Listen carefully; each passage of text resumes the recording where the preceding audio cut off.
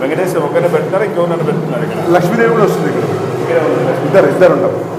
కళ్యాణ వెంకటేశ్వర స్వామి ఉంటారు. ఫస్ట్ విఘ్నేశ్వర స్వామి వెళ్తాం. అక్కడ విఘ్నేశ్వర స్వామి ఫస్ట్ విఘ్నేశ్వర స్వామి, నెక్స్ట్ సూర్యదేవుడు, తర్వాత వెంకటేశ్వర స్వామి, లక్ష్మీదేవి, శివ పార్వతులు. అంటే హరిహర చేత శ్రీ లక్ష్మీ వెంకటేశ్వర దేవస్థానం. ఇదంతా ప్లాస్టింగ్, తర్వాత మనం స్వామి గారు ఇదేమి వేయము, గ్రానైట్ కానీ ఏమి వేయరు, ఎట్లే ఉంటుంది. స్తంభాలు కూడా అన్ని ఏకస్తంభాలు ఇవన్నీ, ఒకే స్తంభం, ఏకశిల స్తంభాలు. పైన కూడా వచ్చింది. రాజు బయటికి వెళ్ళినాం అక్కడ లోపలికి.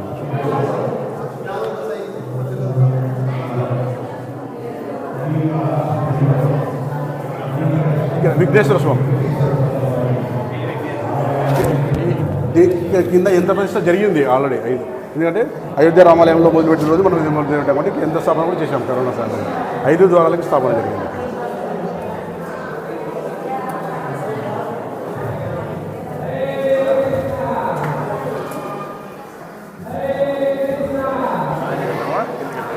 ఈ స్తంభం వచ్చేసి ఏకస్తంభం. ఇది శివయ్య దేవస్థానం.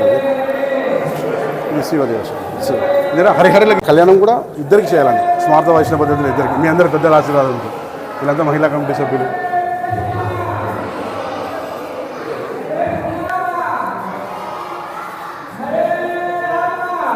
నక్షత్ర శ్రీ లక్ష్మీ వెంకటేశ్వర స్వాముల వారి దేవస్థాన సందర్శనార్థం ఈరోజు మన గౌరవ శ్రీ లక్ష్మీ వెంకటేశ్వర స్వామి వారి దేవస్థాన సభ్యులు కూడా భక్తి పారవస్యంలో కూడా భక్తి వైపు మరి ఒక్కసారిగా హరే కృష్ణ హరే కృష్ణ మంత్రం కూడా జపిస్తూ ముందుకు తీసుకెళ్లాలని స్వామి వారు పరిగణించారు.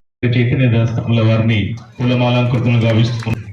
హరే రామ హరే రామ హరే కృష్ణ జపంతో మనమందరం కూడా ఎంతో ఉత్సాహభరితంగా సాగుతున్నటువంటి కార్యక్రమంలో ఆలయ కమిటీ గౌరవ చైర్మన్ గారు పూలమాలంకృతులను గావిస్తున్నారు. ఒక్కసారి సన్మానిస్తున్నారు శాలువతో.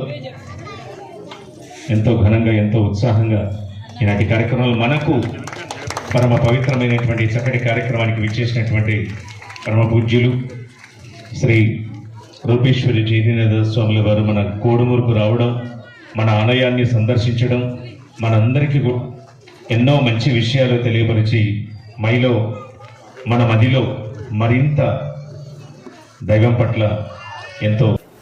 హరే కృష్ణ. ఈరోజు చాలా ఆనందంగా ఉంది. ఈరోజు ఒక ప్రత్యేకమైన రోజు కూడా. ఇక్కడ వెంకటేశ్వర స్వామిని దర్శించడము, నిన్న ఏకాదశి, ఈరోజు వామన ద్వాదశి అని చెప్పి అంటారు. వామన దేవుడు ఆవిర్భవించినటువంటి రోజు వామన ద్వాదశి. మనం కృష్ణాష్టమిని, కృష్ణుడు ఆవిర్భవించిన రోజుని కృష్ణాష్టమిగా జరుపుకుంటాం. శ్రీరామనవమిని శ్రీరాముడు ఆవిర్భవించిన రోజు శ్రీరామనవమిగా జరుపుకుంటాం. వామన దేవుడు త్రివిక్రముడు భగవంతుడు అవతరించినటువంటి రోజు ఈరోజు వామన ద్వాదశి అంటారు. చాలా పవిత్రమైన రోజు. శాస్త్రంలో చెప్పడం జరిగింది, భగవంతుణ్ణి శ్రీ వెంకటేశ్వరుడు, తిరుపతిలో ఉండేటువంటి వెంకటేశ్వరుడు ఆయన స్వయంభూ విగ్రహం. స్వయంభూ. ఈ సృష్టిలో 3 రకాల విగ్రహాలు ఉన్నాయి. బ్రాహ్మణ ప్రతిష్ఠ విగ్రహాలు, దేవతా ప్రతిష్ఠ విగ్రహాలు, స్వయంభూ విగ్రహాలు. ఈ విధంగా ప్రేమతో భగవంతుని చూశాను ఇక్కడ. ఎంతో అద్భుతంగా అందరూ పూర్తి శరణాగతితో, భగవంతుడి భక్తితో, ఎంతో పవిత్రంగా శాస్త్రాల ప్రకారం మందిరాన్ని నిర్మిస్తున్నారు ఇక్కడ. ఈ విధంగా నిర్మించి భగవంతుని ప్రతిష్ఠ చేసినట్లయితే ప్రతిష్టా విధి అంటారు. ఆ మందిరం ఎక్కడైతే ఈ విధంగా పవిత్రంగా కట్టి వేదాల ప్రకారము శాస్త్రాల ప్రకారము భగవంతుని ప్రతిష్ఠ చేస్తారో 10,000 యోజనాల వరకు అక్కడ ఉన్నటువంటి ప్రజలకంతా కూడా శుభం జరుగుతుందని చెప్పి శాస్త్రాలు చాలా మంది అనొచ్చు అనమాట. ఇన్ని కోట్ల రూపాయలు పెట్టి మందిరాలు నిర్మిస్తున్నారు కదా, పేదవాళ్ళకంతా ఒక సహాయం చేయొచ్చు కదా కొంతమంది అంటూ ఉంటారు.